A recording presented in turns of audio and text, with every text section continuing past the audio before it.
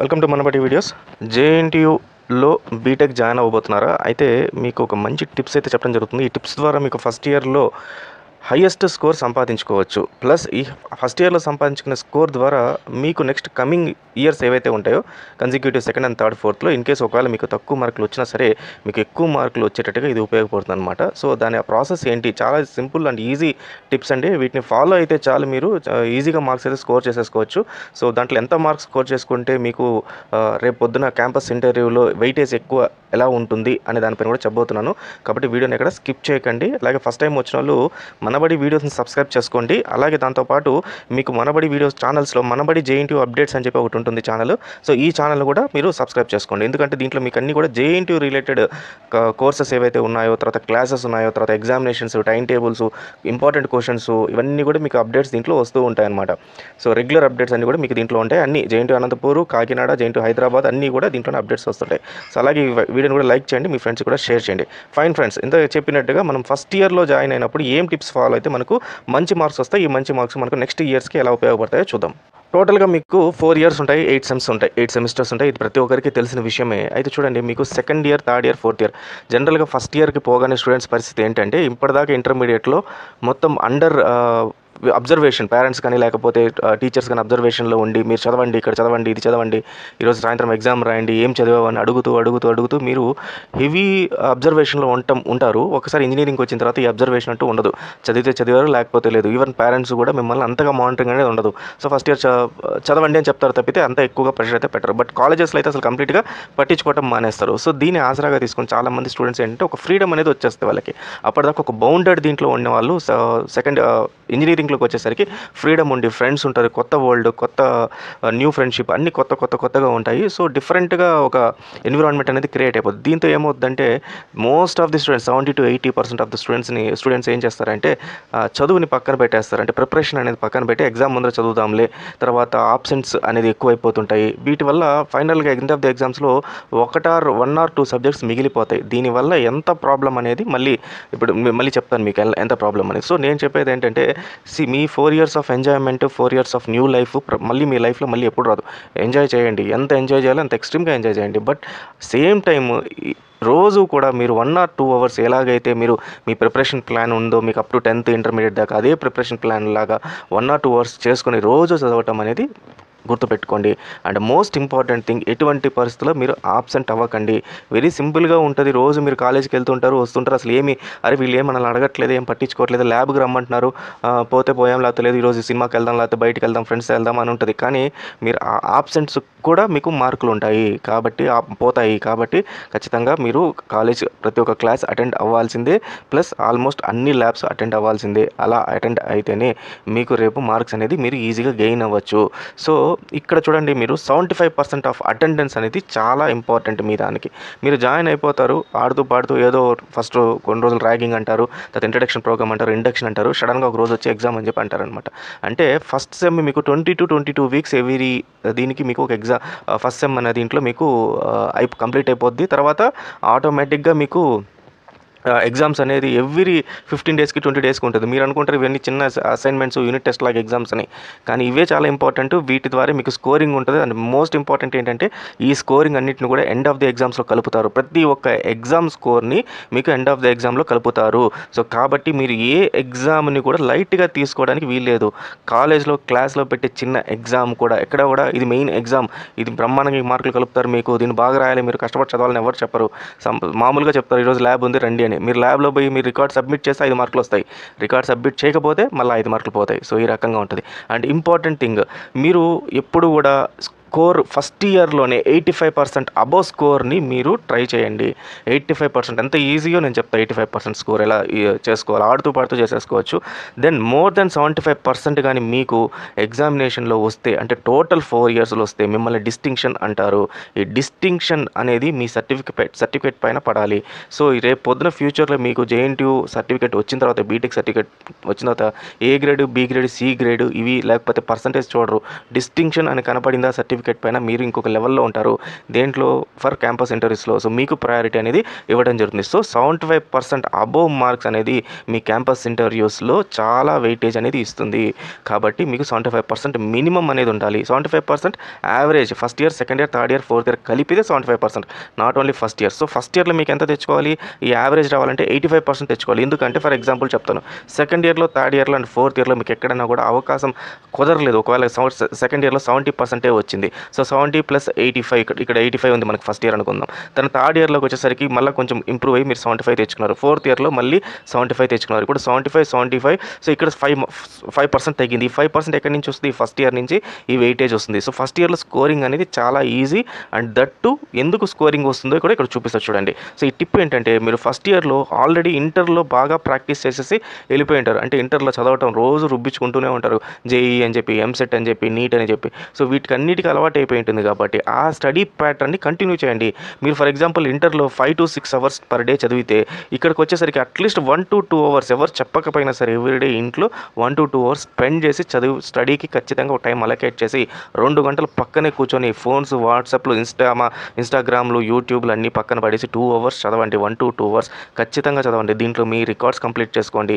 రోజు చెప్పిన ఏదైతే ప్యాటర్న్ ఉంటుందో ఎగ్జామ్ మీరు కాలేజ్లో అవి తీసుకొచ్చి చదవండి. అంటే మోస్ట్ ఇంపార్టెంట్ థింగ్, ఎక్కడెక్కడ వీళ్ళు మీకు క్లాస్ నోట్స్లో అట్లా ఇవ్వరు, వాళ్ళు చెప్పుకుంటూ పోతుంటారు. మీరే రఫ్ నోట్స్ అనేది ఒకటి రెడీ చేసుకోవాలి.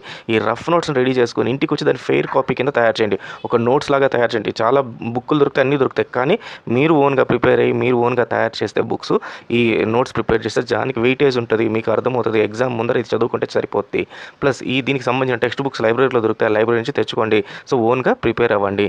Then subjects and topics are same. Mostly intermediate first, second, 10th ఏవేవైతే సబ్జెక్ట్స్ టాపిక్స్ ఉన్నాయో అవి కొంచెం ఎన్హాన్స్ అయిన సబ్జెక్ట్స్ అయితే కనబడతాయి తప్పితే మీకు అంతగా డిఫరెంట్గా ఉండే సబ్జెక్ట్స్ కొన్నే ఉంటాయి. అంటే లాంగ్వేజ్ ఫర్ ఎగ్జాంపుల్ ప్రోగ్రామింగ్ అని వాటి గురించి ఏదైనా ఇంట్రడక్షన్ అట్లా ఉంటుంది కదా తప్పితే మీకు ఎంత ఎక్కువ ఏమీ ఫస్ట్ ఇయర్లో ఉండదు. కాబట్టి మీకు చాలా ఈజీ సబ్జెక్ట్స్ అండ్ టాపిక్స్ ఇవన్నీ మీరు ఆల్రెడీ ఇంటర్మీడియట్లో వాటి చదివారు కాబట్టి దాన్ని మళ్ళీ రిఫ్రెష్ చేస్తున్నట్టు అనమాట. కాబట్టి మీకు ఈజీ సబ్జెక్ట్స్ చదివేశారు, మళ్ళీ రిఫ్రెష్ చేసుకోండి. సో దీని ద్వారా మీకు ఇంకా టాపిక్ పైన కమాండ్ అనేది పెరుగుతుంది. అలాగే సబ్జెక్ట్స్ అండ్ టాపిక్స్ ఆర్ ఈజీగానే ఉంటాయి అనమాట. సేమ్ కాబట్టి మీకు ఈజీ చదివారు కాబట్టి అవన్నీ ఈజీ. సో వీటన్నిటిని దృష్టిలో పెట్టుకుంటే ఫస్ట్ ఇయర్ అనేది మనకు చాలా easy. So first year examination pattern ఎలా ఉంటుంది, సో ఇంకా ఎగ్జామినేషన్ ప్యాటర్న్లో ఎంత ఈజీగా స్కోర్ చేసుకోవచ్చో కూడా నేను ఇప్పుడు మీకు చూపిస్తాను. తర్వాత ఇక్కడ చాలా గమనించండి, టోటల్గా 160 క్రెడిట్స్ ఉండాలన్నమాట. అంటే మీరు మొత్తం ఫస్ట్ 4 years 8 సెమిస్టర్స్లో మొత్తం కలిపి 160 క్రెడిట్స్ ఉండాలి. CGPA వచ్చి more or greater than or equal to 5 ఉండాలి. అటెండెన్స్ మినిమం 75% ఉండాలి. సో ఇది నేను ఇందాక చెప్పాను కదా మీకు క్యాంపస్ ఇంటర్వ్యూలో ఎలా ఉపయోగపడుతుంది. సో మీకు అటెండెన్స్ ఎప్పుడైతే పెరుగుతుందో, అటెండెన్స్ పెరిగే కొద్దీ మీకు మార్క్స్ అనేది స్టాండర్డ్గా ఉంటాయి. అలాగే మీరు ఎక్కువ 75% డిస్టింక్షన్ అనేది పెరగగానే మీకు రేపొద్దున క్యాంపస్ ఇంటర్వ్యూస్లో మీకు ఎవరైతే హైయెస్ట్ మార్కులు ఉన్నాయో వాళ్ళకి వెయిటేజ్ ఇవ్వడం జరుగుతుంది. సో ఇది గుర్తుపెట్టుకోండి, ఇది ఎవరు చెప్పరు మీకు. సో మీరు వెయిటేజ్ ఎక్కువ మార్కులు ఉంటే మీకు వెయిట్ అబ్బా వీడేదో మంచి ఇంటెలిజెంట్ లాగా ఉన్నాడు, ముందు వీడిని చూద్దాము, అన్నీ ఫస్ట్ మీకు మీ పైన గుడ్ ఇంప్రెషన్ ఉంటుందన్నమాట. ఇంకా మీరు ఇచ్చే ప్రజెంటేషన్ అవన్నీ నెక్స్ట్ వేరే టాపిక్స్ అవి ఎట్లా తెచ్చుకోవాలని నెక్స్ట్ వీడియోలో చూద్దాము. కానీ అయితే మొత్తం ఫస్ట్ ఇంప్రెషన్ అనేది వచ్చేస్తుంది కాబట్టి వెయిటేజ్ 75% వెయిటేజ్ అయితే ఉండండి. సో ఇది టోటల్గా మీకు ఇచ్చే టిప్స్ కానీ లేకపోతే టోటల్గా ప్యాటర్న్. ఇప్పుడు ఎగ్జామినేషన్ ప్యాటర్న్ ఎగ్జామ్లో ఎలా స్కోరింగ్ చేసుకోవాలో చూపిస్తా చూడండి. మీకు మొత్తం total exams, theory exams, practical exams ఉంటాయి. సో థియరీ ఎగ్జామ్స్ మామూలుగా యాజ్ వెల్ యాజ్ అట్లానే మీకు ప్రాక్టికల్ ఎగ్జామినేషన్స్ కూడా ఉంటాయి అనమాట. అంటే ఫస్ట్ ఇయర్ ఫస్ట్ సెమ్ నుంచి. సో మొత్తం మీకు first sem, second sem first ఇయర్లో ఉంటాయి. ఇలాగే సేమ్ సెకండ్, థర్డ్, ఫోర్త్ ఇయర్లో ఉంటాయి. ఈ ప్యాటర్న్ కూడా ఎగ్జామినేషన్ ప్యాటర్న్ కూడా ఇదే పద్ధతిలో ఉంటుంది. కాబట్టి చాలా ఈజీ. ఫస్ట్ ఇయర్ అయితే ఇంకా డెడ్ ఈజీ. కాబట్టి దీంట్లో చూడండి, దీంట్లో మీకు థియరీ ఎగ్జామ్స్ని 2 రకాలుగా అంటారు. ఒకటి ఇంటర్నల్స్, మిడ్స్ అంటారు. తర్వాత సెమ్ అండ్ ఎగ్జామ్స్.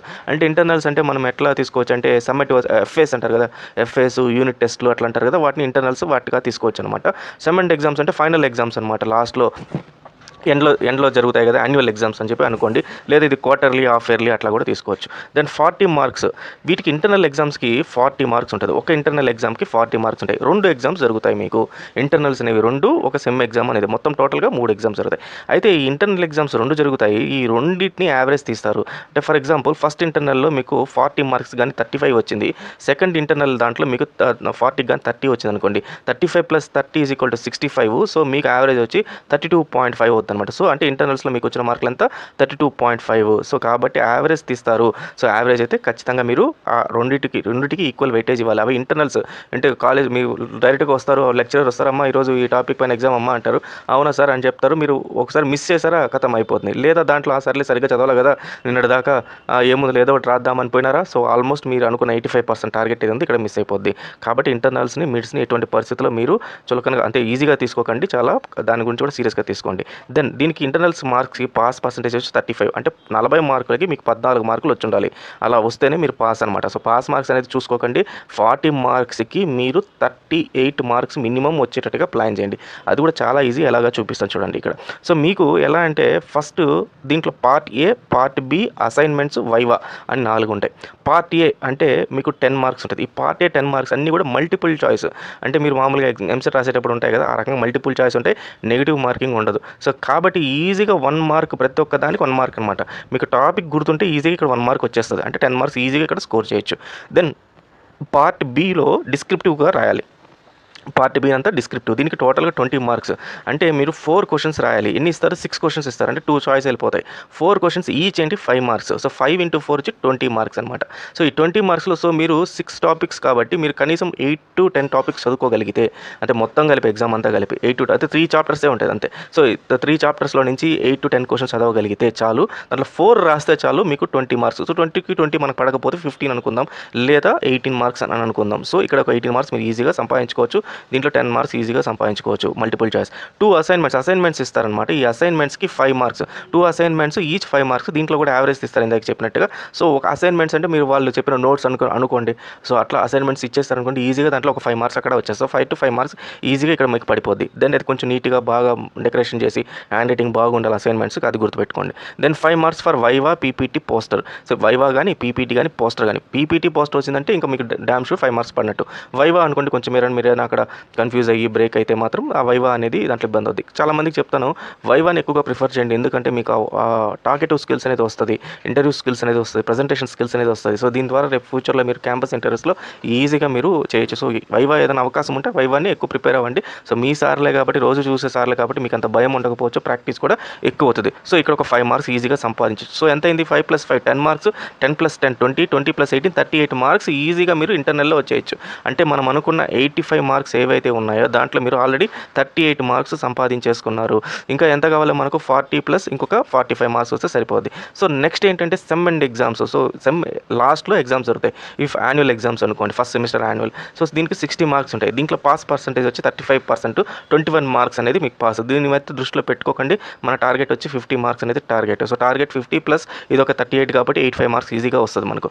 సో దీంట్లో వచ్చేసి మనకు పార్ట్ ఏ 100 క్వశ్చన్స్ 10 క్వశ్చన్స్ ఉంటాయి from all topics, 10 marks, 1 mark for each question. So అన్ని టాపిక్స్ నుంచి ఒక్కొక్క మార్కు కవర్ చేస్తారు, ఒక్కొక్క క్వశ్చన్ కవర్ చేస్తారు. సో 10 మార్క్స్ ఉంటాయి, ఈచ్ క్వశ్చన్కి 1 మార్క్ ఉంటుంది కాబట్టి సో 10 ఉంటుంది. సో దీంట్లో మీరు కష్టపడి అన్ని టాపిక్స్లో మీకు ఏదైనా పొరపాటున 1 or 2 టాపిక్స్ మీరు ఓవర్లుక్ చేసి, లేదంటే ఆ పర్టికులర్ టాపిక్లో ఆ సబ్జెక్ట్లో మీరు ఆ పర్టికులర్గా ఏదైనా ఆ పేరెంట్ మిస్ చేసినా కూడా సో ఒక 8 అయితే ఈజీగా మీరు స్కోర్ చేసుకోవచ్చు.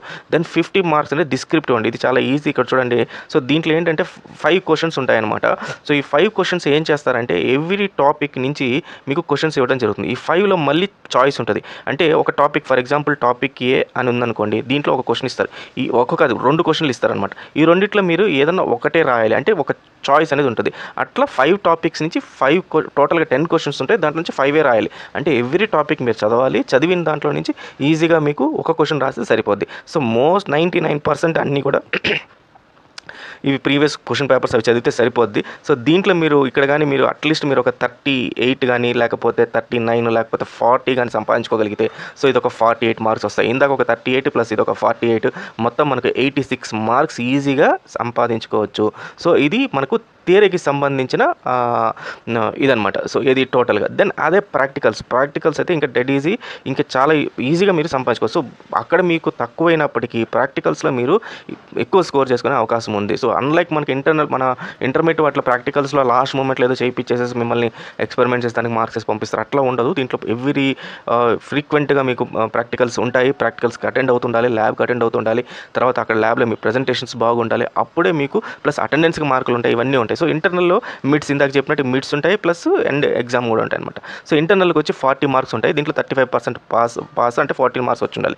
సో ఎక్స్పెరిమెంట్ ఇన్ ల్యాబ్ అంటే మీరు ఏదైతే ఎక్స్పెరిమెంట్ చేస్తారో దానికి 10 మార్క్స్. అంటే దీన్ని మీరు ఏదైనా ఎక్స్పెరిమెంట్ రాగానే దానికి ఒక 10 మార్క్స్ అయితే అలొకేట్ చేస్తారు. సో మీకు కొంచెం మంచి ఇంప్రెషన్ కానీ సంపాదించుకుంటే టీచర్ దగ్గర, అంటే ల్యాబ్లో అరవటాలు, గొడవ పట్టాలు, నవ్వటాలు, లేకపోతే చిలిపి చేష్టలు చేయకుండా మీరు ఒబీడియంట్గా ఉండి ఇక్కడ మీకు పోయి ఎక్స్పెరిమెంట్ అలొకేట్ చేయగానే 10 మార్క్స్ అయితే పడిపోద్ది. దెన్ 10 మార్క్స్ ఫర్ వైవా కానీ, లేకపోతే కేస్ స్టడీ కానీ, పీపీటీ కానీ. ఇందాక చెప్పినట్టు వైవా ప్రిఫర్ చేసుకుంటే మీకు యూజ్ అవుద్ది, లేదా కేస్ స్టడీ ఆర్ పీపీటీ కానీ మీరు ప్రజెంట్ చేస్తే సో దీనికి ఒక 10 మార్క్స్ ఈజీగా వచ్చేస్తుంది. Then model or prototype presentation app or etcetera. అంటే ఫర్ ఎగ్జాంపుల్ ఈసీ వాళ్ళకి ఒక సర్క్యూట్ బోర్డ్ రెడీ చేయమంటారు, లేదా ఒక సిఎస్సి వాళ్ళకి మీరు ఒక చిన్న ప్రోగ్రామ్ ఒకటి రెడీ చేయమంటారు. ఈ ప్రోగ్రామ్ లేదంటే మార్క్స్ ఎంట్రీ ప్రోగ్రామ్ రెడీ చేయండి, లేదా ఒక మొబైల్ యాప్ రెడీ చేయండి అని. సో ఇది కానీ మీరు చేసి వాళ్ళకి ఒక ప్రోటోటైప్ తయారు చేసి చూపిస్తే దీనికి ఒక 10 మార్క్స్ వచ్చేస్తుంది. Then internal practical examination. So ఇది చూడండి చాలా ఇంపార్టెంట్. అంటే మీరు రోజు ఇంటర్నల్స్కి రెగ్యులర్గా వెళ్ళి అక్కడ ప్రాక్టికల్ ఎగ్జామినేషన్ వాళ్ళు రోజు కండక్ట్ చేసి చిన్న ఏదైనా టెస్ట్లు కండక్ట్ చేసి ఇవన్నీ చేస్తే దీనికి ఒక 10 మార్క్స్. ఈ 10 మార్క్స్ అయితే మీ ఫ్యాకల్టీ చేతిలో ఉంటుంది.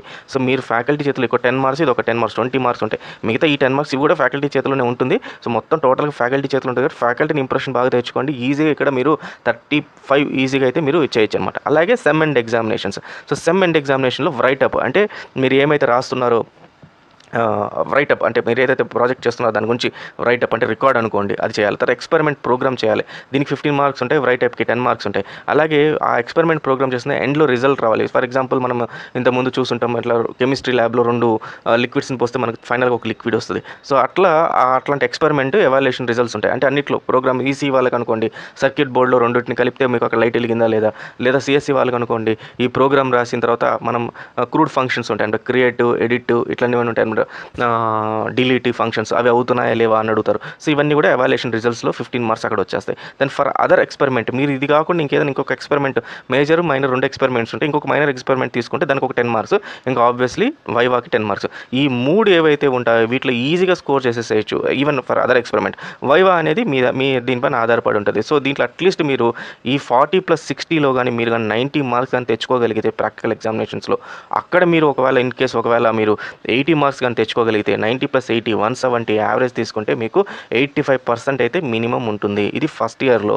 ఇంకా second year, third year, fourth year కూడా ఇదే ప్యాటర్న్ ఫాలో అయ్యి మీరు అదే 85% కానీ తెచ్చుకోగలిగితే వెల్ అండ్ గుడ్. ఒకవేళ కాకపోయినా ఇందాక చెప్పినట్టు ఫస్ట్, సెకండ్, థర్డ్, ఫోర్త్ ఇయర్లో మొత్తం యావరేజ్లో మీరు 75% తీసుకుంటే మీకు డిస్టింక్షన్, గుర్తుపెట్టుకునే డిస్టింక్షన్ అనే టర్మ్ మీ బ్రెయిన్లో ఉండిపోవాలి. డిస్టింక్షన్ కానీ వచ్చిందంటే మీకు ఫస్ట్ ప్రిఫరెన్స్ సర్టిఫికేట్లో కూడా ఉంటుంది. నాట్ ఓన్లీ క్యాంపస్ ఇంటర్వ్యూస్, మీరు బయటకు పోయి ఏ కంపెనీకి వెళ్ళినా సరే మీ సర్టిఫికెట్ ఫస్ట్ ఇయర్ మీరు ఫస్ట్ ఫ్రెషర్గా చేరటమే కాదు, ఈవెన్ ఎక్స్పీరియన్స్ అయిన 4-5 ఇయర్స్ తర్వాత కూడా మీ ఎడ్యుకేషనల్ రికార్డ్స్ చూస్తారు. అది చూసినప్పుడు ఈ సర్టిఫికేట్ చూస్తారు. సర్టిఫికేట్కి అంత ప్రయారిటీ ఉంటుంది, అంత వెయిటేజ్ ఉంటుంది. కాబట్టి డిస్టింక్షన్ అనేది మీరు సంపాదించుకోవాలి. సో ఇది స్టూడెంట్స్, ఈ రకంగా మీకు మార్క్స్ అయితే ఈజీగా స్కోర్ చేసుకోవచ్చు. ఫస్ట్ ఇయర్ని అయితే ఇగ్నోర్ చేయకండి, ఎటువంటి పరిస్థితుల్లో బాగా అయితే చదవండి. So wish you all the best students. ఎవరైతే ఎండ్ వరకు విన్నారో వాచ్ టిల్ ఎండ్ అని చెప్పేసి పెట్టండి మీరు కామెంట్స్లో. సో నేను కూడా హ్యాపీగా ఫీల్ అవుతాను. Wish you all the best. Thank you very much.